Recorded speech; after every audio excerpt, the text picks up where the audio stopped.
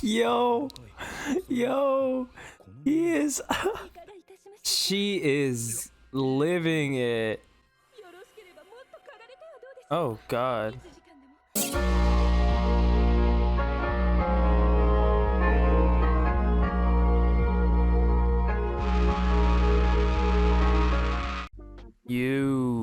What's going on, guys? So the summer of anime is officially starting. What better way to start off with an anime that I think at this point is pretty much a classic in a way. It came out in 2016, and while that doesn't seem like long ago with the amount of anime that we've gotten, and especially with the amount of hype anime that we've gotten since then, Overlord is definitely one of the ones that probably are in the back of people's minds. But after 3 seasons, we finally get the 4th one, and I actually just finished watching a recap of the first 3 seasons because it's been a minute and I wanted to remember everything that happened without having to, rewatch the entire show. So that was really informative. Now we're about to get into episode 1 of season 4. Now I have no idea what this season is going to bring us, but after season 3, it can only go up. So without further ado, let's get into it. Oh God, Albedo's still classic Albedo, bro. Man, it's been so long since I've seen her and all these characters. This is gonna be a trip down memory lane. Such a freak, bro. Time to wake up. I don't even think he sleeps. Damn, they got him kitted out. Bald head ass. Oh my God. The funniest thing is the dynamic between him and his companions. Him trying to evidently make it seem like he's not all that knowledgeable, but his companions always find some way to... Oh, you should not have said that. Pig should live as pig. Oh my God. And then there's this side of Albedo. Never gets old. Oh shit, Aura and Mayor. It's been a while. Aww. I didn't really care for these twins early in the show, but the later seasons definitely changed my mind about that. I think they got a lot more story focused on them, that's why. I mean, they're literally kids, bro. Even if they can wipe out a whole army. No shot. Yo, he is. She is living it. Oh God. For an hour or the rest of the day? An hour is definitely not too much. What? Severe lack of goods in Eranto. Wait, really? No merchants since he took over the... Yeah, I mean, if I was a merchant, I wouldn't want to go into this village either. No shot. Pandora's actor will take care of things here. Yo! I've not seen him in a minute either. Okay, we're getting Pandora's actor in this episode too. I wonder if we're just gonna get everyone slowly. Oh shit, dude! It's Hamusuke and the other thing. I forgot what the other thing's name is. Oh, it's the Death Knight. That's his buddy. That's so funny. This is what an unlikely pairing, yo. Let me get a spin-off series about these two. Let's go! Pandora's actor.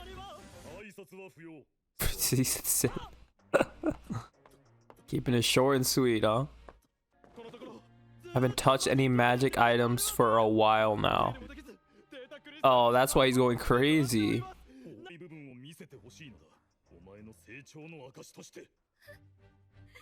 The hell? Why is she crying?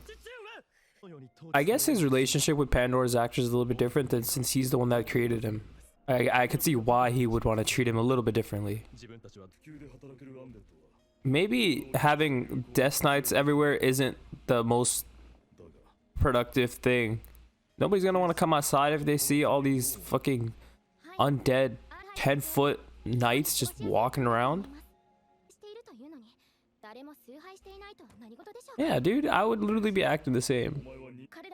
He's captured the entire country or village or kingdom or whatever, and he can legislate, and it's free of bloodshed. But if the people there are just trapped in their homes, do you really even have a kingdom?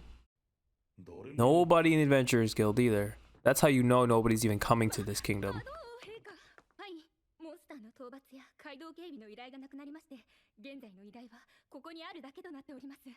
Ah, this is interesting. So, because he's protected the whole entire kingdom, and it's pretty much safe with all the Death Knights, there's not going to be any insane quests, because everything's safe in the kingdom. There's just going to be like trivial ones. Go do this, deliver this, you know, stuff like that. I want adventurers to discover the unknown and make our world better. Monster hunting or security details. No need for that in the source. Okay, so that, like I was saying, he's gonna have these guys, he's gonna have these adventurers peer out into the world and discover things. It's gonna help their expansion. Do you wish to explore these lands and invade them? Hell yeah, motherfucker, you already know. I dislike that adventurers are considered mere exterminators. I like his take here. True adventure, that's what's up. Okay, I mess with this. If I can recreate the guild of Ainz Old Gone. Is this the same the ending song they're playing is the same artist from the original one, Clatonia, that song? I think so. Wow, it's kind of lit. Okay, so we just finished Overlord, the first episode of season 4. What a way to reintroduce this series. Just jumping straight into what the problems are in the kingdom that we have now captured, and where the series, this season at least, is gonna go. Just laying it out from the first episode, doesn't leave any stone unturned, and now we can focus on what the anime has shown us. So we're reunited, reintroduced, whatever you want to call it, with not every main character, but a lot of them. Ainz, Mare, Aura, Albedo, Pandora's actor, all come back this episode. They're still the same as ever. Now that Ainz has captured the kingdom from season 3, he has to rule over it, and he's done obviously a good job of keeping it safe. There's Death Knights everywhere, so security is pretty tight. But at the same time, I saw this when they were walking through the town. It's like, you have that many Death Knights, just an obscene amount of Death Knights, I gotta say, just wandering about. People are gonna want to stay inside. Nobody wants to walk around as if it's like a military state. I mean, he said it himself, it is an occupation, so they're treating it like that for sure. Even before we get to the Adventurers Guild, Ainz says that he doesn't know much about social laws, so while he can be a ruler, he's not going to be able to be the ruler he wants to be if he can't make the humans of the town and kingdom feel safe around everyone. I would go so far as to say that capturing the kingdom was probably the easiest thing compared to ruling over it. So he devises a plan to make the Adventurers Guild, who we've known to be more independent than, or rather of the kingdoms that they're based in, because they just want to focus on completing quests and not really have any sort of connection to the government. That would lead to a lot of conflict of interest, and it could just become bad overall for their look.